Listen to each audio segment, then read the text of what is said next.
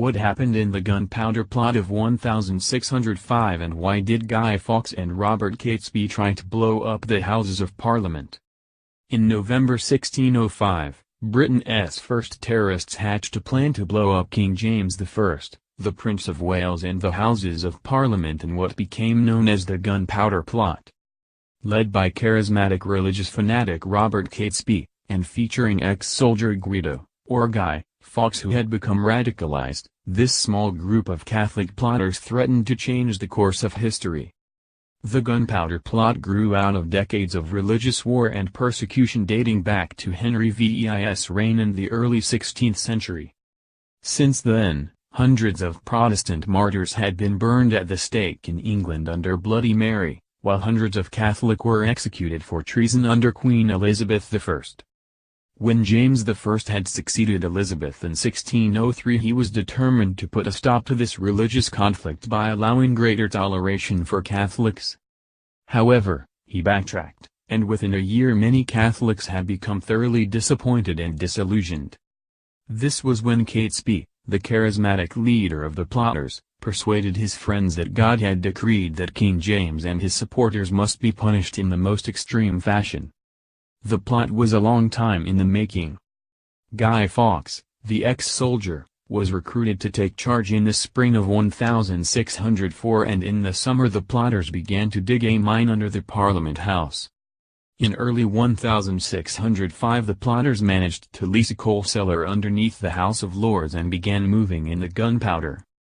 They packed 36 barrels of the explosive into the chamber beneath the House of Lords. In such a confined space, the violent blast would have obliterated the Parliament building, sending chunks of masonry raining down over a wide area and creating a firestorm that would have burst through the surrounding wooden buildings.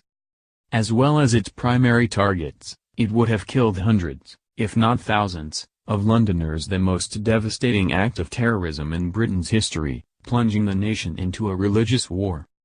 Then on the 26th October, just over a week before the opening of Parliament on 5th November, one of the conspirators cracked. We still do not know which one, but the finger has always pointed at Francis Tresham, who had serious misgivings about the idea of blowing up Catholics as well as Protestants among the Lords. Whoever it was warned Catholic Lord Monteagle, and there was a search of the Parliament buildings on the morning of 4th November. Incredibly, they actually found Fawkes in the cellar, but they believed his story that the large pile of brushwood and faggots concealing the gunpowder barrels were simply supplies for winter. Word was sent back to King James, who was obsessed with the idea of being blown up after his own father had died that way in Scotland in 1567. He ordered another search at midnight on the 4th, and they found Fawkes in the coal cellar, this time with his match at the ready. The plot was foiled. Fawkes was arrested and tortured, while Catesby and the other plotters fled into the Midlands. They were finally cornered by the local sheriff and militia at Holbeach House in Staffordshire, and in a bloody shootout, all were killed except Catesby's closest friend Tom Winter. He was brought back to London, tried with Fawkes and others involved, including an elderly Catholic priest, Father Garnet. They all faced the grisly fate of traitors and were hung, drawn and quartered in front of baying crowds.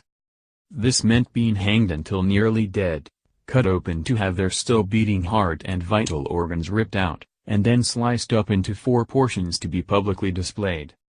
After the plot was crushed, relieved Londoners celebrated their deliverance with bonfires throughout the capital. Early the following year, Parliament passed an act decreeing that November 5th should be an annual day of thanksgiving.